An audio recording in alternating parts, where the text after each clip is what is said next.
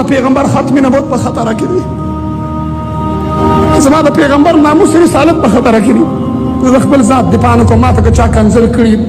ما د هغې جواب نه دی کړی ما ته که چا سپک کتلي ما د هغې جواب نه دی کړی که ما ته په فیسبوک باندې زما مور ته او زما خور ته او زما ښځې ته چا کنځل کړي ما د هغې جواب نه دی کړی خو ما مخکې هم دا ویلي زه د ابوبکر په شان کې ګستاخي نشم برداشت کولی د عمر په شان کې ګستاخي نشم برداشت کولی د علي او د عثمان او حیدر په شان کې د امي عایشه صدیقه په شان کې ګستاخي نشم برداشت کولی زما هغه اکابر علماء دیوبند چې په دیوبند په هندوستان کې علامه عبدالشکور لکھنوي راپاڅېده ها په لکھنو کې د صحابو په شان کې ګستاخي شوه عبدالشکور لکھنوي مدرسه بند کړه مرکز یې بند کړ مسجد یې بند کړ د په 144 ولګېده وایي د صحابو خبرې به څوک نه کوي د صحابو مدح به څوک نه کوي عبدالشکور دی لکھنوي راغی د لکھنو په چوک کې ودرېد او چغې وویله چې عبدالشکور لکھنوي وه هغه وخت پورې چین راحت اطمینان سره نه کښېني څو پورې چې د لکھنو په چوک کې د صحابو مدح نه بیان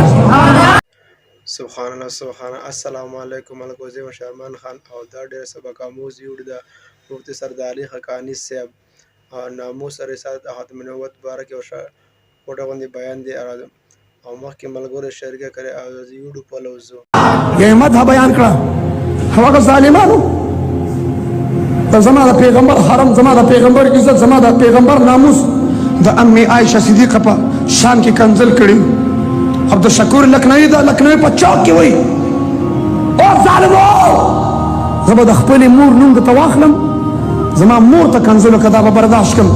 زه به د خپلې خور نوم درته واخلم زما خور ته کنځل وکړه دا به برداشت کړم زه به د لور نوم درته واخلم زما لور ته کنځل وکړه دا به برداشت کړم زه به د خپلې ښځې نوم درته واخلم زما ښځې ته کنځل وکړه دا به برداشت کړم خو مسلمانان د امي عایشه صدیقه په شان کې ګستاخي برداشت کولی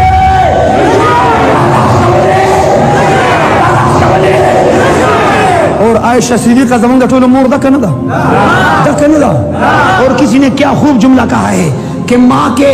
ماں ہونے میں شک ہو سکتا ہے لیکن امی عائشہ صدیقہ کے ماں ہونے میں شک دا مور پا مور کی دو کے شک شتا خدا امی عائشہ صدیقہ پا مور کی دو کے شک دا مسئلہ وہ دا مور پا مور کی دو کے شک شتا شک زکشتا چھ دے خزی بچینو د یتیم خانې نه یو ماشوم راوستم هغه یې لوی کړ هغه ماشوم وی دا زما مور ده دا یې مور وه نو د مور په مور کېدو کې شک شته خو د امي عایشه صدیقه په مور کېدو کې شک زه به درته نن اعتدال بیانوم زه به درته نن محبت بیانوم سنو دومره بس دومره بیان او شړ غوندې او بیان